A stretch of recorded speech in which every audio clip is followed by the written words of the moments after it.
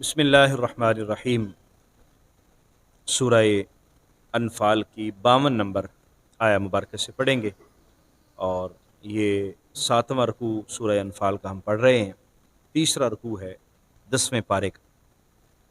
اعوذ باللہ من الشیطان الرجیم، بسم اللہ الرحمن الرحیم۔ کدأب آل فرعون والذین من قبلہم کفروا بآیات اللہ فأخذهم اللہ بذنوبہم ان اللہ قوی شدید العقاب۔ کفار مکہ کا ذکر ہوا، غزوہ بدر کا بیان ہوا۔ اللہ تعالیٰ نے اہل ایمان کو فتح عطا فرمائی، کفار کو شکست ہوئی، اور بڑے بڑے کافر ابو جہل جیسے، امیہ جیسے واصل جہنم ہوئے، عتبہ شیبہ جیسے، جنہوں نے اسلام کو نقصان پہنچانے کی کوشش کی، نبی کریم صلی اللہ علیہ وآلہ وسلم کو تنگ کرتے رہے۔ تو اللہ تعالیٰ نے یہ آیات مبارکہ ایک اصول کے طور پر بیان فرمائی ہیں کہ شروع سے یہی چلتا آ رہا ہے کہ جنہوں نے اللہ کے نبیوں کی نافرمانیاں کی، ان کی توہین کی اور ان کو تنگ کیے رکھا، اللہ تعالیٰ نے انہیں نیست و نابود کر دیا اور انہیں تباہ و برباد کر دیا۔ جس طرح کے فرعون ہے، دیکھنے کے تو فرعون بہت بڑا بادشاہ تھا، اس کے پاس بہت بڑی فوج بھی تھی اور ساری دنیاوی سہولتیں اور سب کچھ اس کے پاس تھا، لیکن حضرت موسیٰ علیہ السلام کی دشمنی، حضرت موسیٰ کی مخالفت اس کو لے ڈوبی اور وہ تباہ و برباد ہو گیا۔ فرعون بھی اور فرعون کے ماننے والے سارے کے سارے، آل فرعون سب کے سب غرق ہو گئے اور ان کا نام و نشان بھی باقی نہ رہا، اور جو کچھ ان کے پاس تھا اللہ تعالیٰ نے وہ اوروں کو دے دیا۔ کدأب آل فرعون، یہ فرعونیوں کے طریقے کی طرح ہے، جیسے کہ آل فرعون کا جو انجام ہوا اور حشر ہوا۔ والذین من قبلہم، اور وہ جو ان سے پہلے ہوئے، یعنی جو فرعونیوں سے پہلے ہوئے ان کے بھی ساتھ اللہ نے ایسا ہی کیا۔ کفروا بآیات اللہ، انہوں نے اللہ کی آیات کا انکار کیا۔ فأخذهم اللہ بذنوبہم، اللہ نے ان کے گناہوں کی وجہ سے انہیں پکڑ لیا۔ ان اللہ قوی شدید العقاب، اللہ تبارک و تعالی طاقتور ہے اور سخت سزا دینے والا ہے۔ تو اللہ تعالیٰ کے اصول و ضوابط کو نہیں مانتا، پھر اللہ تبارک و تعالیٰ اس کی پکڑ بھی کرتا ہے۔ اللہ تبارک و تعالیٰ ہی نعمتیں عطا فرماتا ہے، مہربانیاں وہی فرماتا ہے، لیکن یہاں ہمیں بتایا جا رہا ہے کہ اللہ تعالیٰ ایسے کسی سے نعمت نہیں چھینتا۔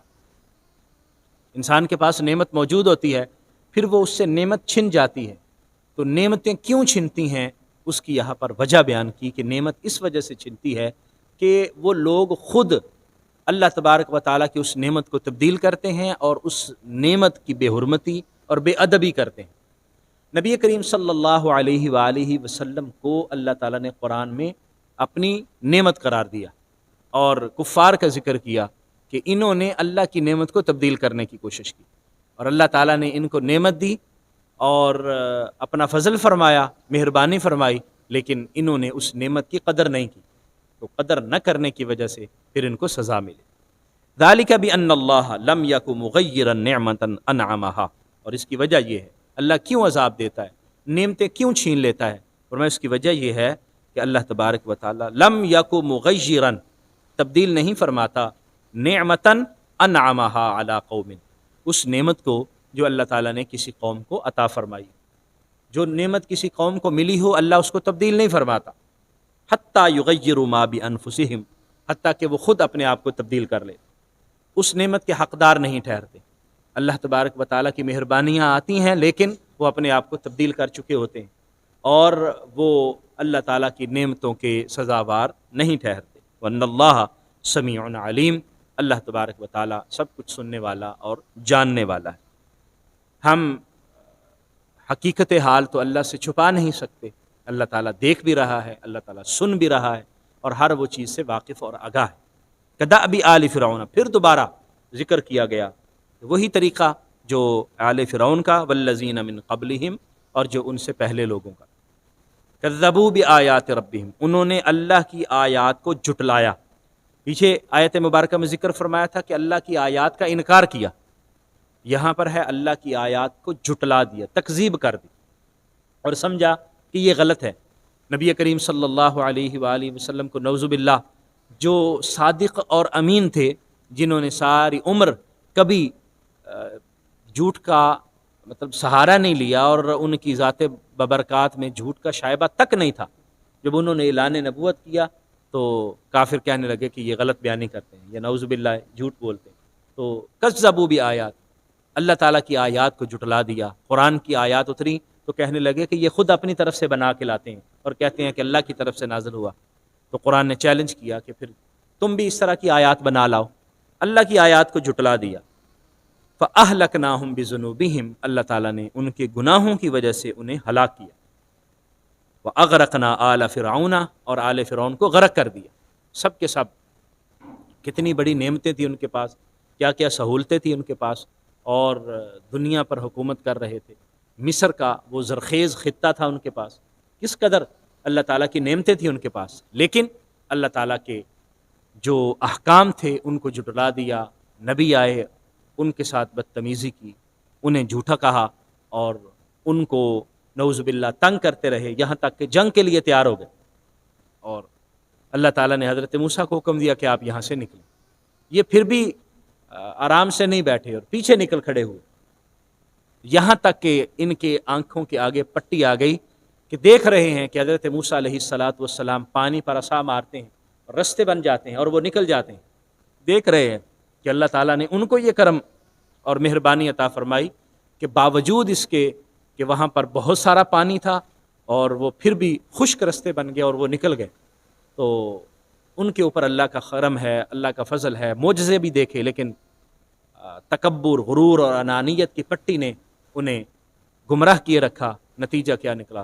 فَأَغْرَقْنَا آلَ فِرْعَوْنَ، ہم نے آل فرعون کو غرق کر دیا۔ وَكُلٌّ كَانُوا ظَالِمِينَ، یہ سارے کے سارے ظالم لوگ، ظلم کرنے والے تھے۔ تو سب سے بڑا ظلم تو اللہ تعالیٰ نے قرآن میں شرک کو قرار دیا، بت پرستی کو۔ شرک سب سے بڑا ظلم ہے، پھر اللہ تعالیٰ کے انبیاء کرام کی گستاخی اور ان کی نافرمانی، یہ بڑا ظلم ہے، اور ان کو تنگ کرنا اور ان سے جنگ کرنا بڑا ظلم ہے۔ فرمایا کہ ان کفار نے جنگ کی تھی، غزوہ بدر میں ان کے ساتھ کیا سلوک ہوا اور بعد میں کیا سلوک ہوا، اللہ تبارک و تعالیٰ نے ان کا نام و نشان مٹا دیا۔ آج کوئی بھی ابو جہل کی اولاد میں آپ کو نظر نہیں آئے، آج کوئی بھی ابو لہب کا کوئی بیٹا آپ کو نہیں ملے گا، آج کوئی بھی عتبہ اور شیبہ کی طرف منسوب لوگ نہیں ملیں گے، وہی لوگ ملیں گے جو اللہ اور اس کے رسول کے فرما بردار ہیں۔ آج آپ کو صدیقی ملیں گے، حضرت ابو بکر صدیق کی اولاد، فاروقی ملیں گے، حضرت عمر فاروق کی اولاد، عثمانی ملیں گے، حضرت عثمان غنی کی اولاد، اور علوی حضرت مولا علی کی اولاد، اور سادات کرام ملیں گے نبی رحمت صلی اللہ علیہ وسلم کی آل پاک سے۔ نہ یزید رہا، نہ یزید کے ساتھی رہے، نہ اس کے ماننے والے رہے، نہ کافر رہے، نہ ان کے پیروکار رہے۔ تو یہ اصول ہے اللہ تبارک و تعالیٰ کا۔ اگر ہم چاہتے ہیں کہ ہمیں اللہ تعالیٰ بقائے دوام عطا فرمائے، دائمی زندگی نصیب فرمائے اس دنیا کی اور آخرت کی بھی، تو ہمیں نبی کریم صلی اللہ علیہ وسلم کا مطیع اور فرما بردار ہونا پڑے گا۔ اس میں دنیا کی خیر بھی ہے اور آخرت کی خیر بھی ہے۔ اللہ کریم ہمیں عمل کی توفیق عطا فرمائے۔ آمین۔ وآخر دعوایا ان الحمد للہ رب العالمین۔